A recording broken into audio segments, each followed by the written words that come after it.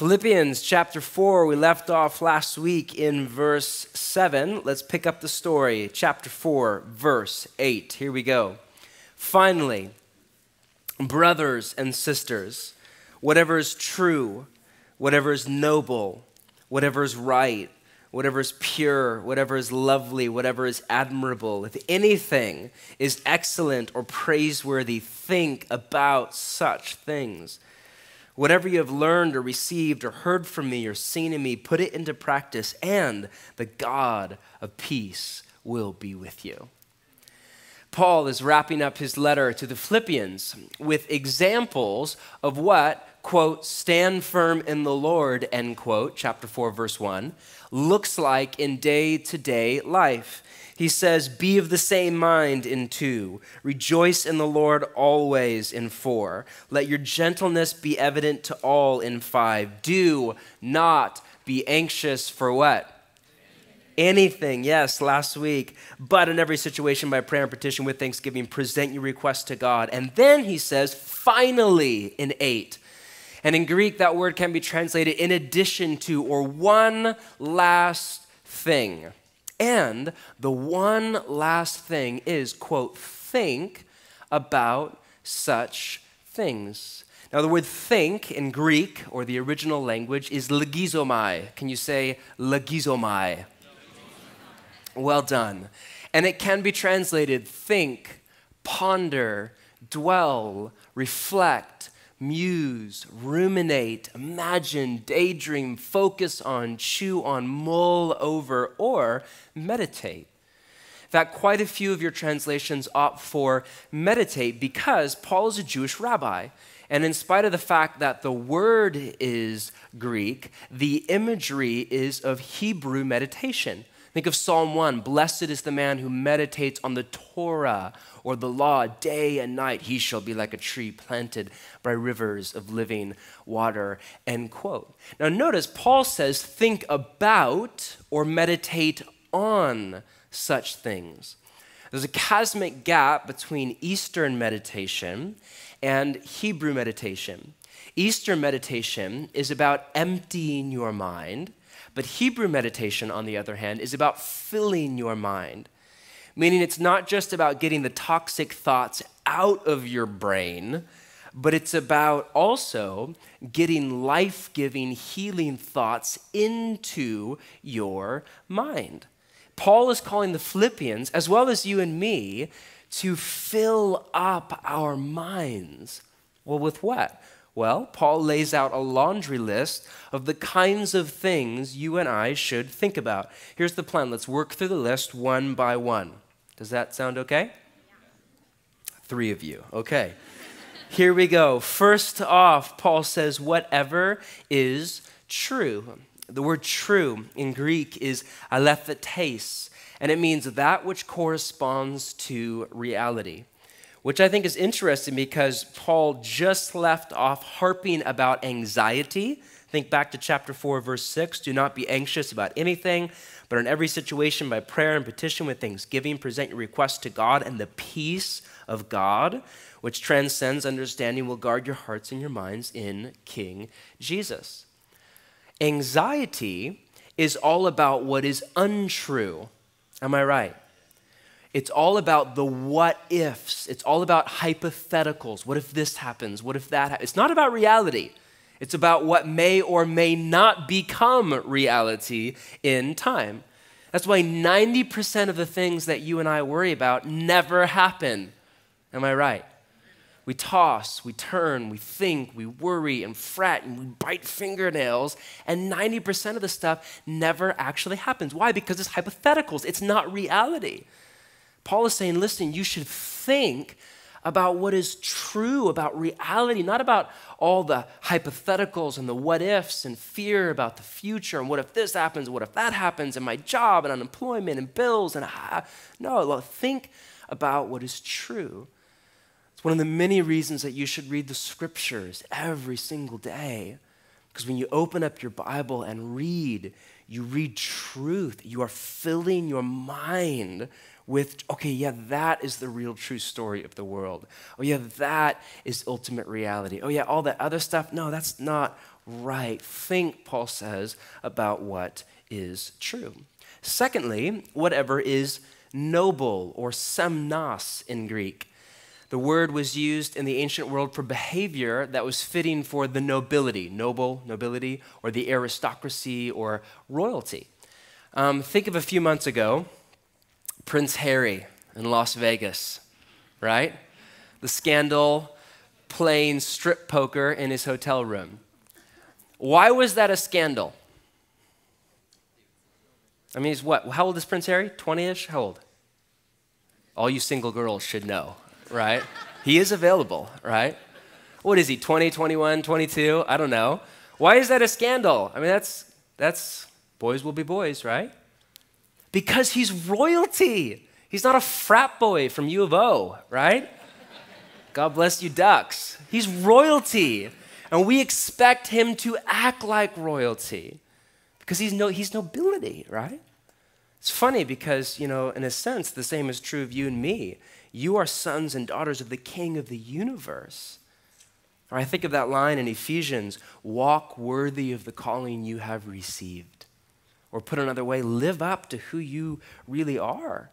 Paul is calling you and me to act like nobility, but not only that, to think about what is noble or what is fitting for the nobility, not to think about what is ignoble or crass or trashy or degenerate. No, think about what is noble. I think of TV. The average American spends 5 to 7 hours a day in front of a TV. That's median. Average, 5 to 7 hours a day. Now, my house is crazy. We don't have a TV, and we don't have a video game system. I'm thinking about trading in the car for an Amish horse and buggy. It's kind of the logical next step, right? And it's because I don't have the self-control. I would fit right into the 5 to 7 hours a day category. I don't have enough self-control, and it's out of sight, out of mind. But 5 to 7 hours a day. Now, how much of what's on TV is noble? And how much is ignoble? How much of what's on TV and in film? And don't get me wrong, I love film. Absolutely beautiful. But how much of film is anything but noble? It's trashy, it's degenerate, it's a mark of depravity, it's ugly, it's nasty, it's not right, it's immature, it's in rebellion against God. And it's basic mathematics. If you're reading the scriptures for 10 minutes a day and you're watching 5 to 7 hours of TV a night, which one do you think is going to form how you think about the world? That's not a trick question. Right? A first grader could do the math on that one. 10 minutes in Jesus, 7 hours with CSI Miami. See, that shows how long it's been since I've had a TV. It's the last show I remember watching, right? It's probably 10 years old, Whatever, I don't know. But is Survivor still on? It's always on, right? Whatever, 5 to 7 hours of Survivor, I don't know. I mean, seriously. And what is going to form your mind? Paul says, gosh, get all that junk out. Think about what is noble. The next one on the list is right, whatever is right, or quite a few translations opt for just, because the word in Greek is diakonos, and it can be translated righteousness or justice. Early on, the word was used for weights and measurements in a market, and what was right, what was just, was the right standard or the right unit of measurement, because it was as God intended. Right, at the back of Philippians 4:8 is all sorts of Edenic imagery from the Garden of Eden. Before there was unrighteousness, before there was injustice, the world pristine and primal and beautiful, the world as God intended. Paul says, listen, that's what you should think about. Not all the things that are wrong in the world. The world is filled with injustice, absolutely. But the world is also filled with what is right. Think about what is right. Now, it's a problem for me. I love the news. I love international news. I don't have a TV, but I do have an iPhone. And I actually love politics in spite of the fact the system is broken, but I find it fascinating. And it's easy for me to get sucked into, my CNN app 10 times a day and stay up late in bed right before I go to sleep reading editorials from, the Wall Street Journal or whatever. And that's not all bad, right? Part of that's healthy, but the problem is the news media feeds off of what is wrong with the world. That's why I think of people that are obsessed with talk radio, who are all about Jim Stewart or Rush Limbaugh or whoever, are the exact same people who are almost always ready to fly off the handle at any given moment, who walk around angry. Right? All you have to say is, I love this, is say, hey, Obama, rah!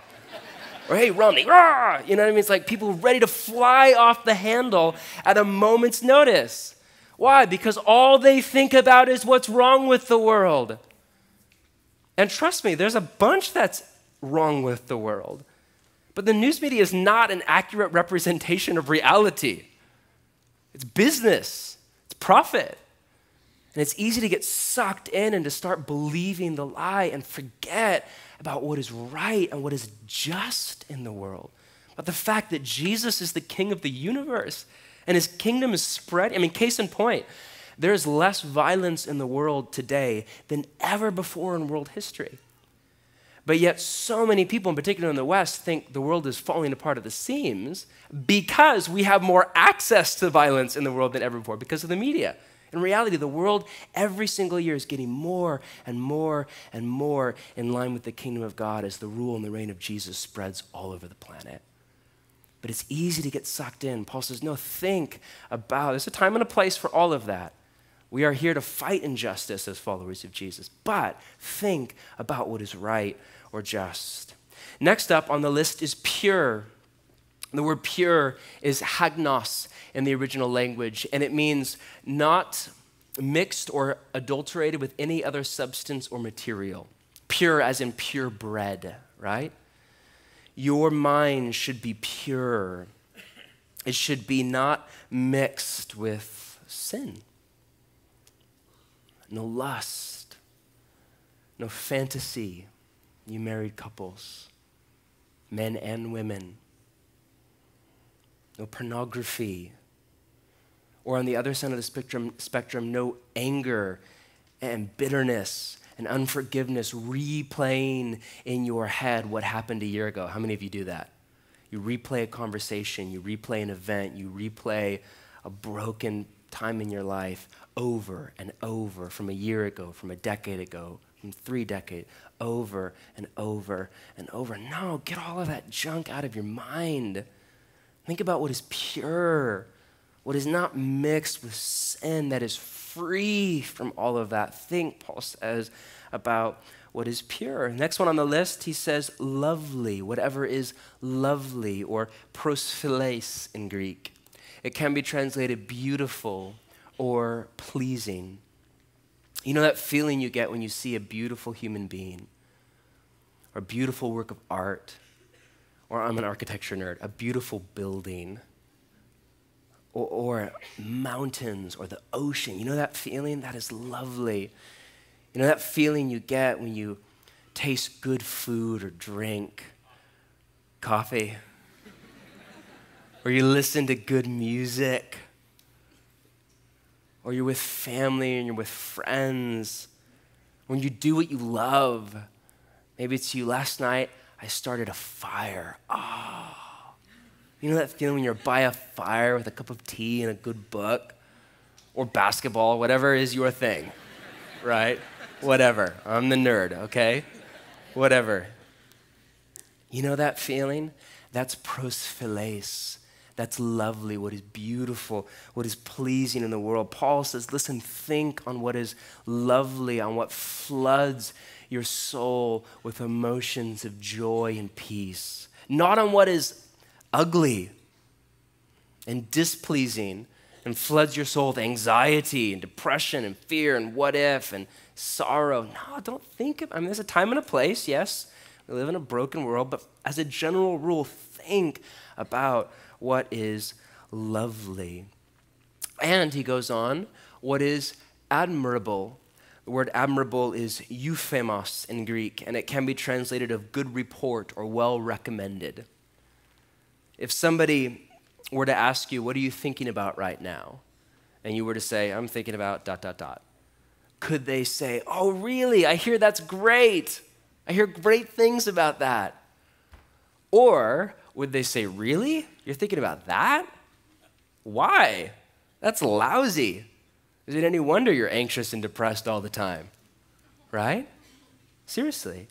Is it admirable? Think, Paul says, about what is admirable. Two more. He goes on and he switches from adjectives to nouns, and he says, if anything, or if there is anything in the world that is excellent. Now that word excellent is arete in Greek, and it was the word used by the ancient philosophers for virtue. In fact, a better translation is virtuous. To the ancient Greeks, virtue was excellence of character. It was life done well. And Paul puts that in, by the way, on purpose. Philippi, city right in the middle of Macedonia, right in the middle of Greek culture. He puts that in on purpose. More on that in a minute. And he says, listen, think about what is virtuous.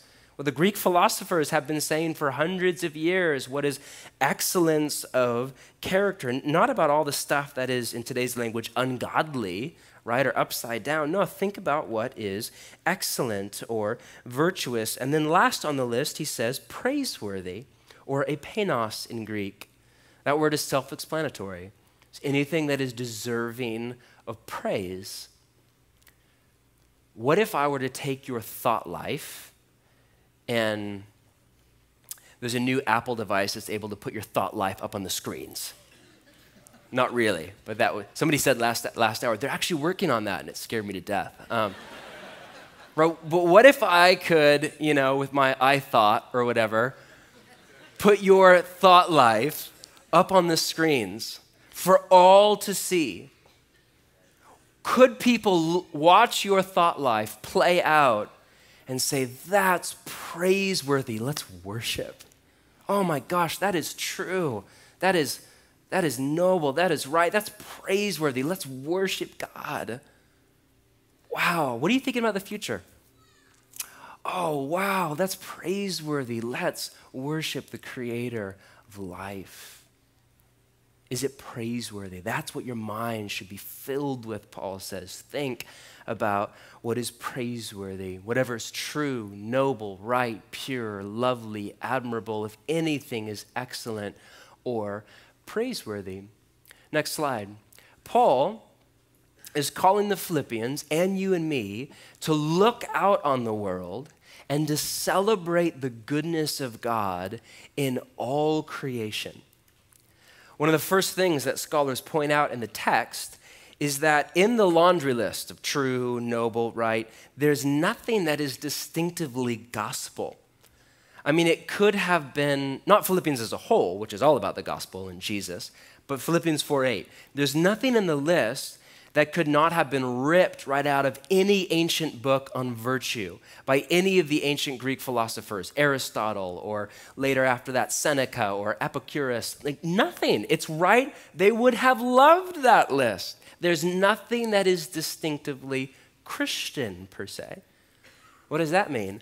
That means that Paul is calling you and me to celebrate the goodness of God in all of creation, not just in the church, wherever you find it, to look out on the world and see the fingerprints of God all over the place, in science and in medicine, in art and in architecture, in beauty and in fashion, in food and in drink, in love and romance, in children and in family, to see the goodness of God. And a baby's smile, and an old man's laugh, and the fresh light of a sunrise, and a warm cup of coffee. The world is teeming with the generosity of God, am I right? But it's easy to forget that. It's easy to walk through life oblivious to the goodness of God all around you. To walk through life blind and deaf to the screaming voice of the goodness of God in creation. Here's a quote from N.T. Wright in his commentary on Philippians, which a bunch of you have because it's for sale out in the annex. He says, the command in verse 8 to think about all the wonderful and lovely things listed here runs directly opposite to the habits of mind instilled by the modern media.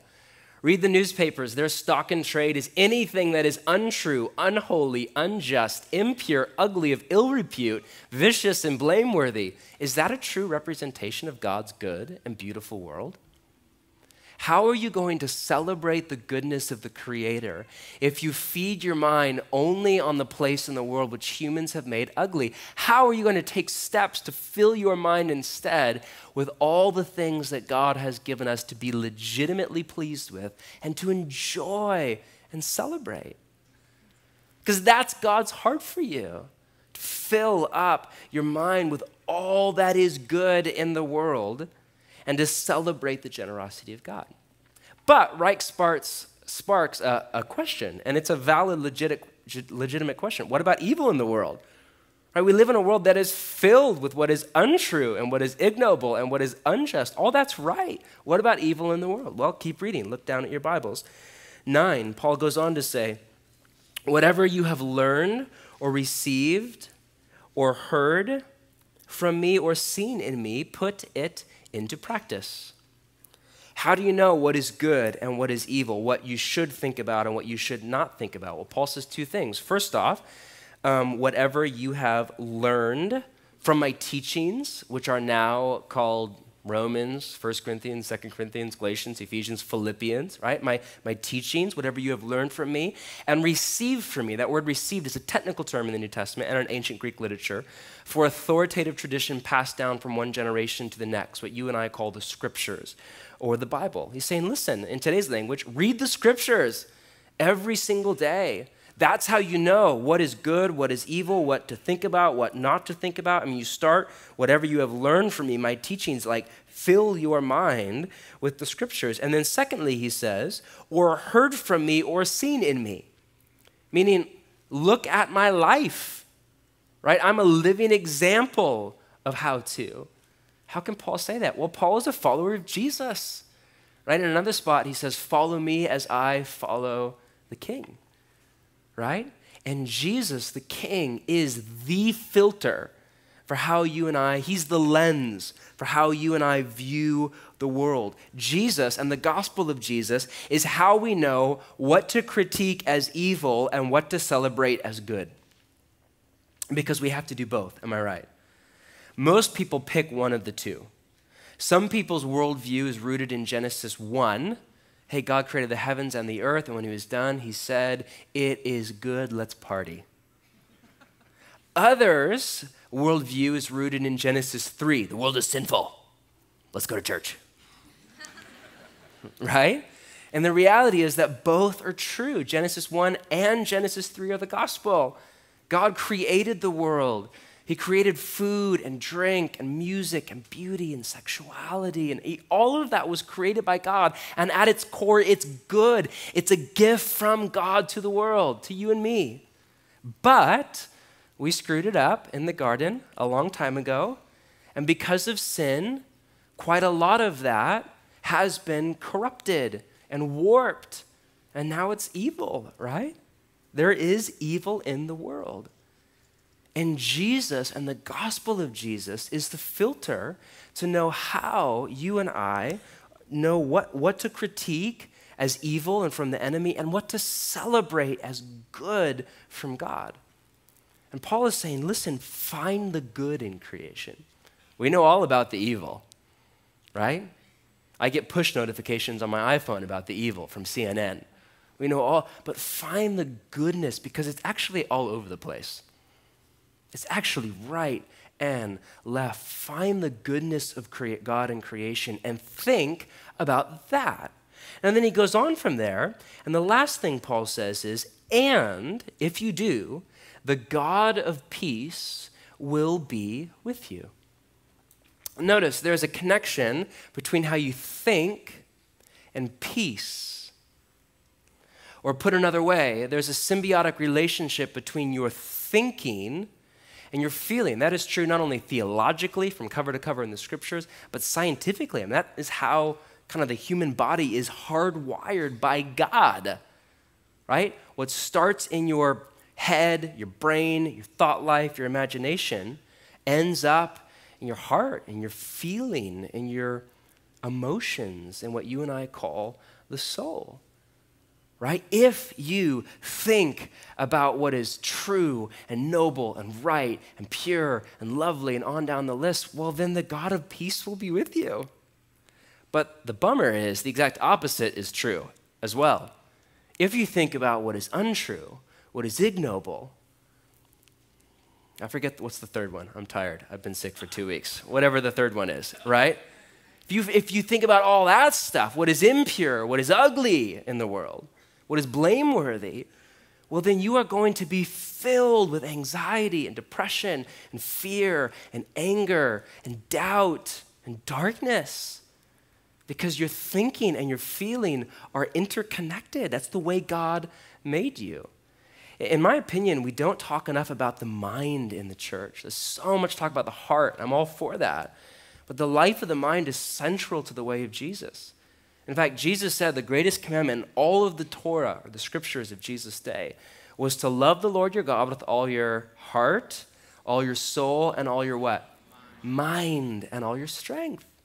You love God, yes, with your heart, with your soul, with what you and I call feeling, and with your mind, with thinking.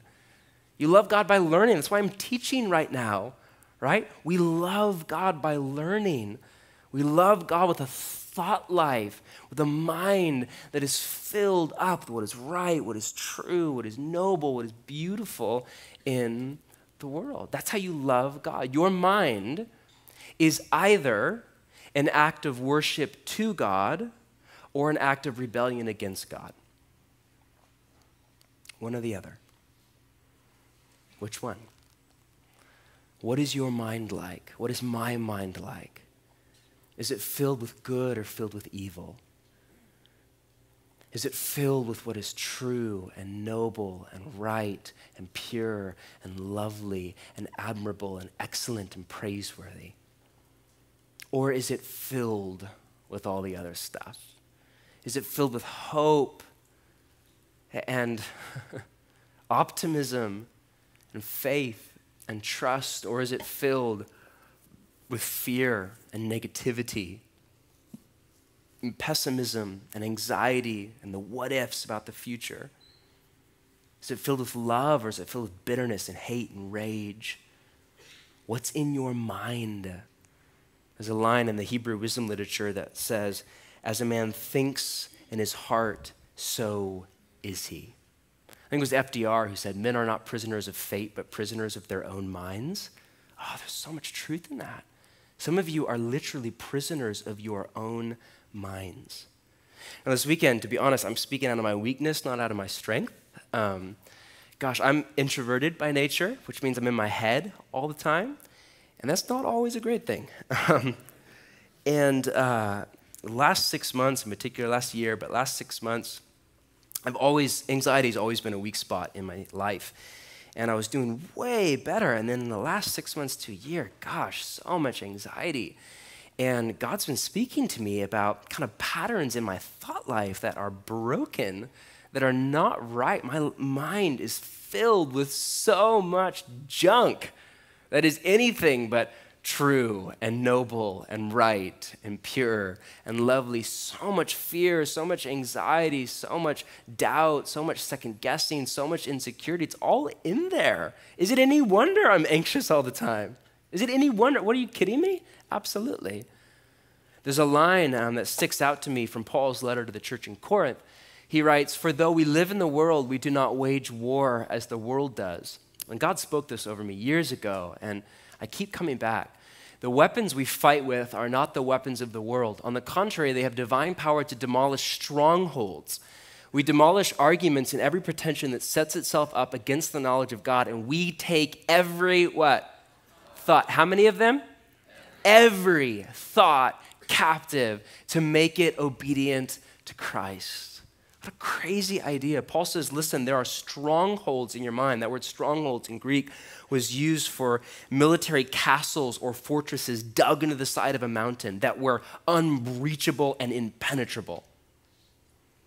There are strongholds in your mind, in the way you think about the world, that are anything but true and noble and right. And Paul says we need to demolish strongholds. Now, what's fascinating to me is what Paul calls strongholds, in the modern world, psychologists call neural pathways. Okay, your brain, I'm not much of a scientist at all, understatement of the year. But your brain, as you know, is made up of billions of neurons that are all interconnected.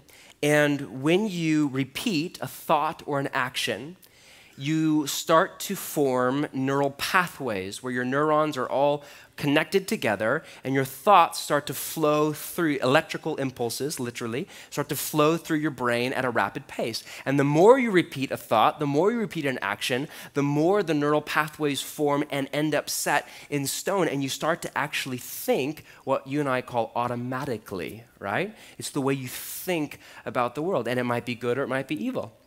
Right? You know people who are optimists, right? It's a neural pathway. The way they think about the world is with hope. And then there are people like me. That's not the way I think about the world, right?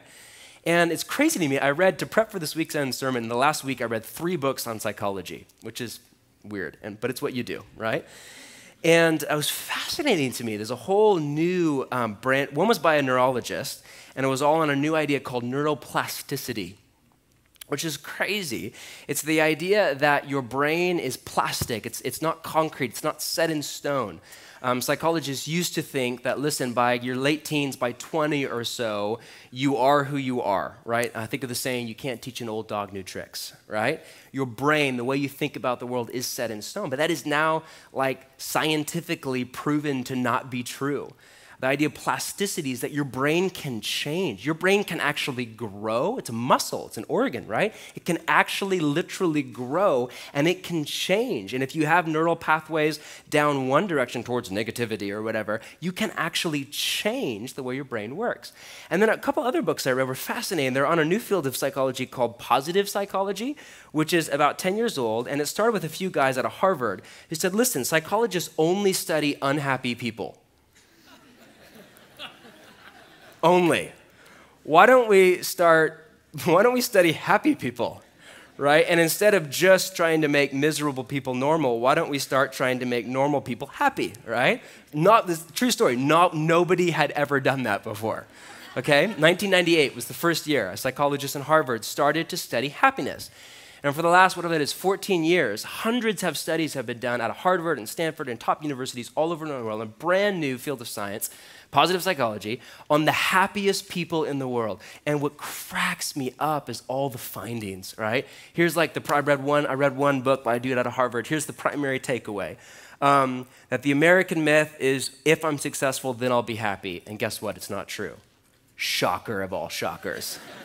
That the happiest people, it's not about circumstances, it's about actually the brain. It's about how they think about the world. Here's my favorite, the Harvard guy. I'm reading his book, and he says all about the brain, neuroplasticity, your brain can change. You have to rewire your brain to think, positivity, all that kind of stuff. And here's his 5 takeaways after hundreds of scientific studies on the happiest people in the world. Here are the 5 takeaways for how to rewire your brain to think better. First off, meditation or prayer.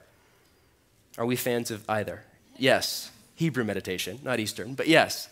Right? To meditate every single day, set aside time to take a deep breath and think and pray to the living God. Secondly, gratitude. He says, write down 3 things a day that you're thankful for. I've been doing it for the last week. It's amazing, right? Seriously, every night before I go to bed, I have my journal right next to my bed, and in the back, I write down 3 things that I am thankful for. And it's crazy. He says in 21 days, you rewire your brain. I'm almost there. 2 more weeks. Crazy. Wait for 2 weeks from now and be like, hi, everybody. Hi. Hi. Hi. Good morning. Yes, I'm Joel Olstein. Okay. Right? Gratitude, all right? Third one on the list is conscious acts of kindness, right? Serve people, help people, bless people, share your money with those in need. Don't focus on yourself, focus on those in need. Does that sound at all like Jesus to you? Journaling, he says, write down 1 positive experience a week, okay? Healthy relationships. And here's what I love.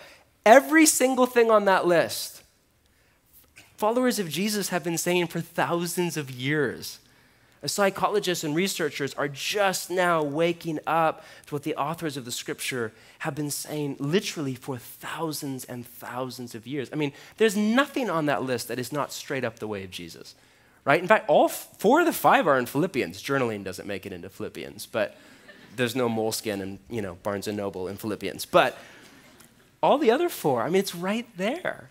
But the difference, and here's where you need to get me, the difference between self-help and the gospel of Jesus is that in self-help, the end is happiness. Right? That's the end.